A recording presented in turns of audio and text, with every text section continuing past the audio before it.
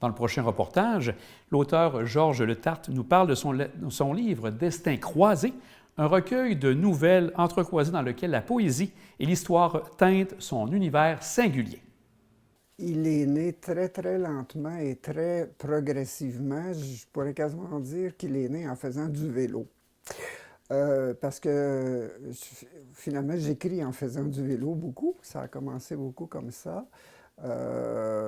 J'aime rêver, j'aime fantasmer, j'aime réinventer les affaires. Et quand je fais du vélo, ben, j'en ai fait quand même beaucoup pour des longues randonnées ou des longues périodes aussi de randonnée. Alors, j'évacue tout. C'est comme une forme d'hygiène mentale. Je regarde le paysage, je pense à des vieux souvenirs qui reviennent spontanément et souvent je me mets à écrire autour de ça. La première nouvelle que j'avais faite et que j'avais diffusée un peu et déjà fait lu en public, ça s'appelait La Maison du Bois-Clair. Bien, c'est une maison abandonnée dans le fond d'un rang à Saint-Antoine-de-Tilly où j'habitais à l'époque. Et je me suis imaginé ce qu'était cette maison-là, pourquoi elle était abandonnée, qu'est-ce qui a pu se passer à l'intérieur. Puis à chaque fois que je passais devant, bien, j'augmentais l'histoire. Alors un jour, je me suis mis à la plume, puis j'y ai pris goût. Et j'ai continué comme ça, de fil en aiguille, à écrire des histoires. Et c'est devenu, à partir d'événements ou d'observations diverses, c'est devenu aussi par après beaucoup des petites nouvelles liées à l'histoire locale, nationale ou internationale, parce que je suis un amant d'histoire. Et je trouve qu'il faut, au-delà des dates, des faits et de la réalité, c'est intéressant d'essayer de comprendre ce qui animait les gens, qu'est-ce qui se passait ou comment on peut interpréter ce qui se passait à une époque différente. Alors, c'est un peu la genèse de ces petites nouvelles et d'autres qui sont dans les tiroirs ou sous forme de manuscrits actuellement. Donc, vous n'en êtes pas à votre premier écrit, là, à votre premier livre présentement, là? Celui-là, c'est le premier que j'ai auto-publié parce que, bon, j'ai essayé auprès de quelques éditeurs. C'est difficile d'être publié au Québec. J'ai reçu des commentaires quand même positifs, mais en même temps, on me disait le marché québécois, il est bien petit et on publie beaucoup au Québec pour la population qu'il y a. Alors, les choix semblent plus difficiles à faire. Alors peut-être que j'aurai la main heureuse une autre fois ou pas, mais celui-là, j'avais le goût à ce moment-là de l'auto-publier, de le lancer moi-même sur le marché. Et à tout le moins, parce qu'il y a des éléments un peu plus personnels aussi dans celui-là, de le faire lire à des amis, à des gens de ma famille.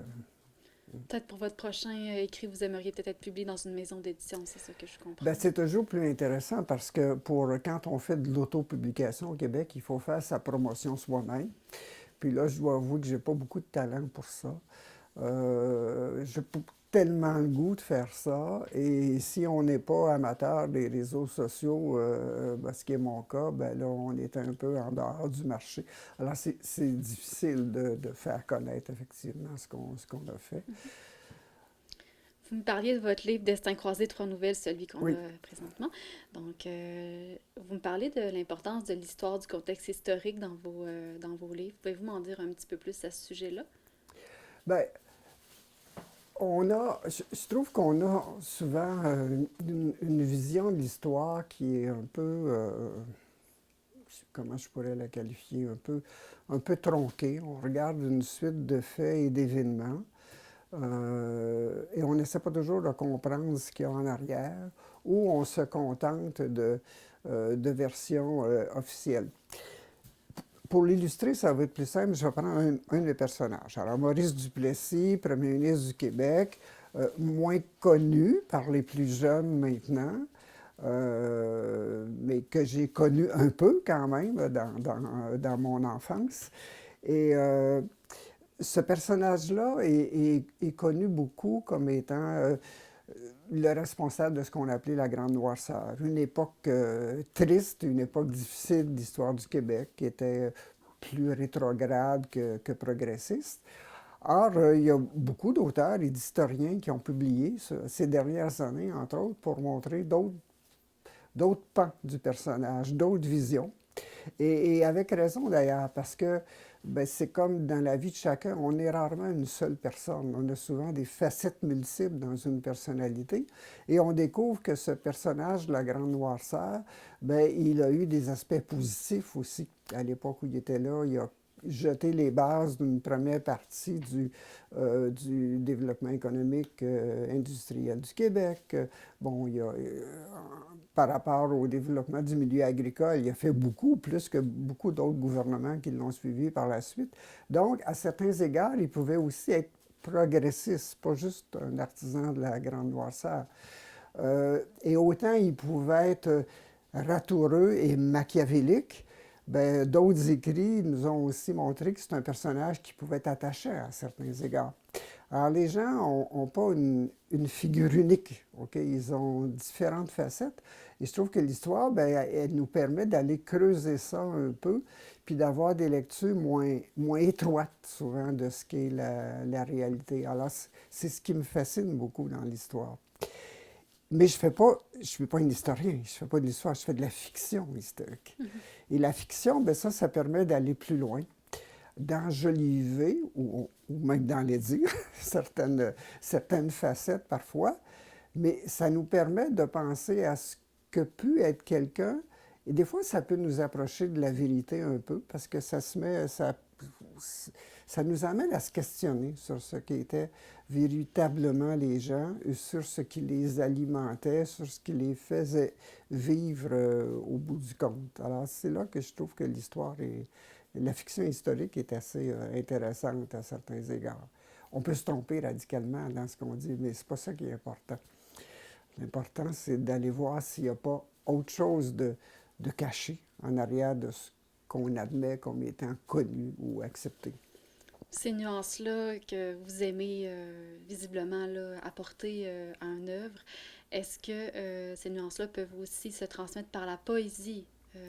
Oui, beaucoup. Je ne sais pas si ça tient la route, mais moi, je trouve qu'il y a un certain lien entre la fiction et la poésie, parce que, ben, c'est de la création, mais c'est du rêve aussi. Est-ce que la C'est poésie du se retrouve dans fantasme. votre livre présentement?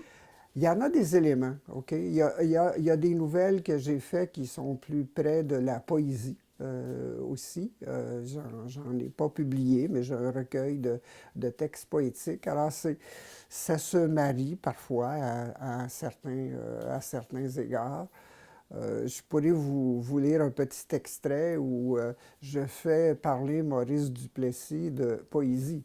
Alors, ce qu'on n'imagine pas dans la tête de ce personnage-là, que les livres d'histoire le décrivent en général. Mm. Parlez-nous un peu de la forme que vous avez choisie, dont la nouvelle pour Ben, ce recueil. la nouvelle, parce que euh, ce sont de courtes histoires. Alors, et ce sont des histoires qui sont faciles à structurer, à organiser.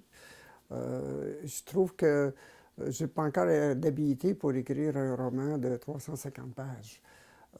Et de toute façon, dans le travail d'écriture que j'ai toujours fait auparavant, dans le milieu de la recherche, par exemple, euh, j'ai toujours eu une écriture assez concise, assez synthèse.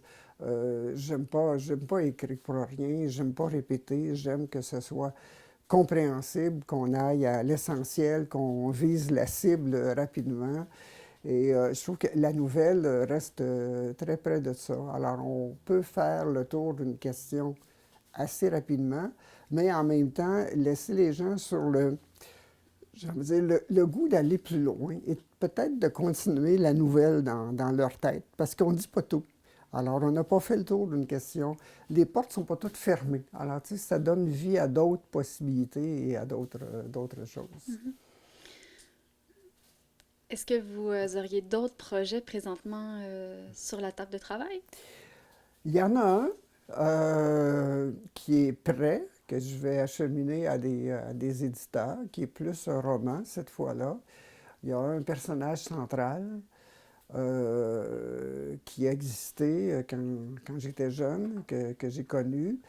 Euh, il y a des fantômes qui rôdent autour de ce personnage-là.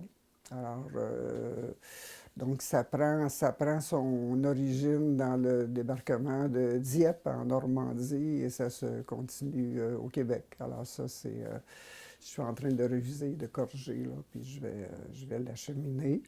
Il y a une ou deux idées que j'ai en tête et donc l'hiver s'en vient, alors ça va être le temps de se remettre à la table de travail en regardant l'île d'Orléans de ma fenêtre et à continuer l'écriture. Je vous souhaite un Mm. très bon processus de création, Monsieur Letarte.